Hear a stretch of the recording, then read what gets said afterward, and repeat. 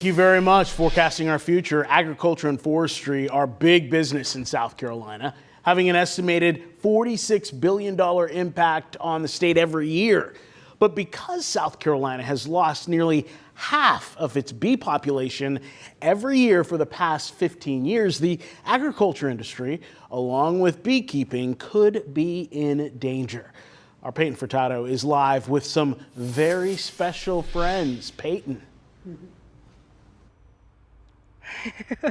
Yes, very special, Nigel. Yeah, it's become such an issue that people stealing entire beehives like this one, this can weigh 40, 50, 60 pounds, has become a lot more common. It's just one of the many challenges that's besetting our bee population. Business has never been more difficult for a beekeeper. Last year, the U.S. lost nearly half its bee colonies, a habit hindering hives and beekeepers' bottom lines the last 15 years, according to Clemson's Ben Powell. Let's say I'm a chicken grower. If I lost 30 to 40% of my chickens every year, I would not stay in business. So this is a frame of honey. Tim Dover has been a beekeeper all his life. He runs Carolina Honey Bee Company in Travelers Rest and owns more than 1,000 hives. He says he's never had to be more vigilant of his hive's health. We're dealing with colony collapse disorder.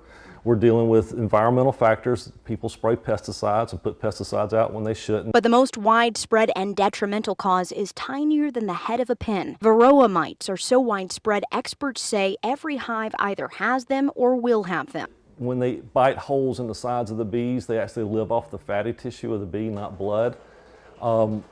They leave gaping holes, which is a gateway for diseases and viruses to get into the bees. Not only do bees make honey, they are often rented by farms for pollination season. The different colors here, that's pollen from the flowers. If this trend continues, you can expect to feel the sting at the grocery store. A steak at the grocery store, beef is going to skyrocket because without honeybees, we don't have the forage crops for the feedlots, or we don't have beans. You don't have a lot of different things you will not have. You'll be restricted to corn and rice mostly.